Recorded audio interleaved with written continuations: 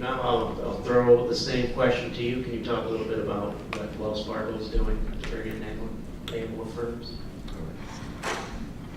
All right, well, thank you for the opportunity to share a little bit about Wells Fargo and what we do to utilize diverse-owned law firms from NAMWOLF. We're probably a little closer to the nascent stage of the product life cycle than some of the companies that are here. But we, I think, have something that we're working on now that could be helpful to other companies here. It's similar to what Barbara talked about earlier. What we call it is a NAMWOLF assisted member law firm search.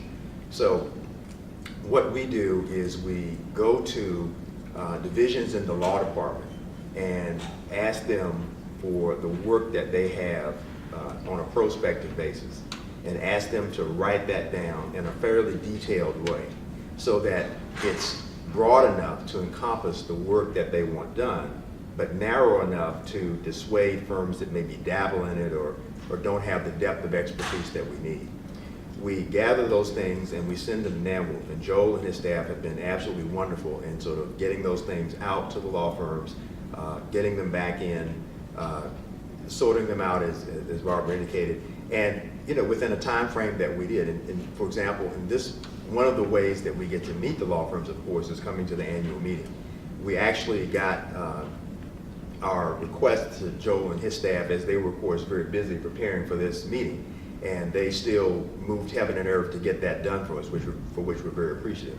So we got that information back. We distributed that information to our internal attorneys who do that particular area of substantive work, and then we've done this in the past. We did this a couple of years ago. We do it both for both existing work and for situations where we want to have diverse firms as part of RFPs, that we're having majority-owned firms and diverse firms compete to do certain pockets of work within Wells Fargo.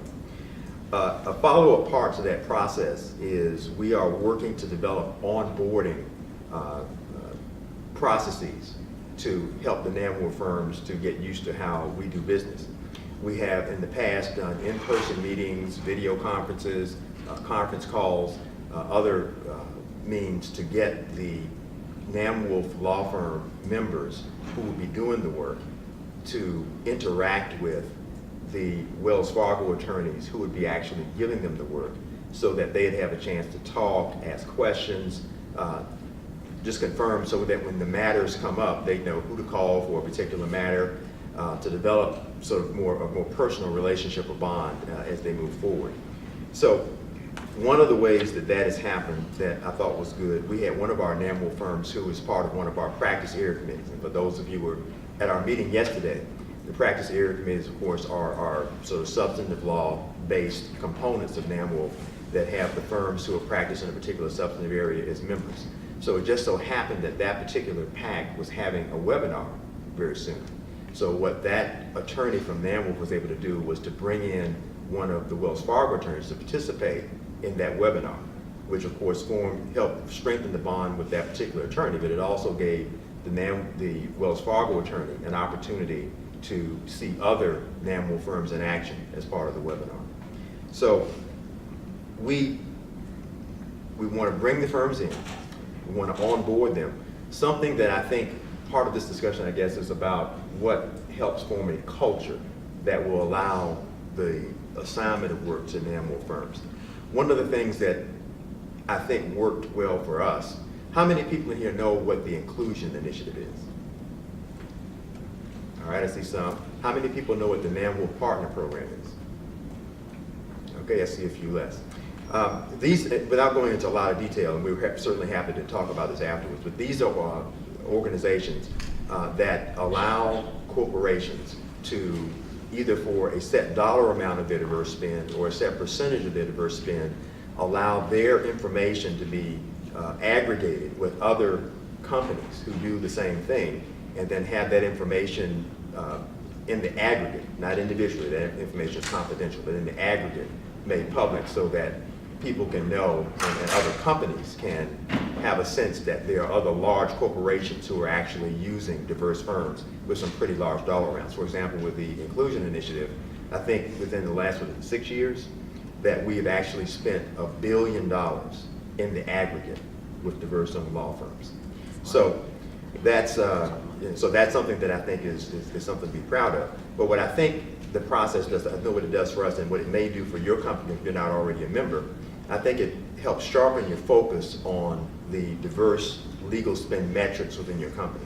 Most of your companies, I'm sure, have diverse legal spend dollars that are sent to your diversity council, essentially your leadership team.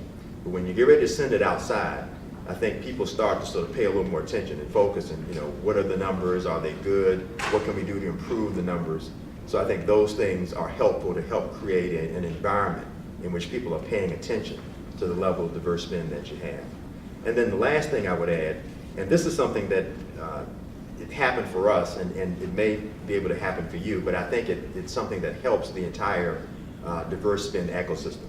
And that is to check your existing diverse legal roster to see if there are any firms that are not NAMWOLF firms, but are NAMWOLF eligible. You know, having the AV-rated partner and the 3 attorneys, and you know, Joel and others can certainly tell you all the specifics about the requirements to be a member of NAMWOLF.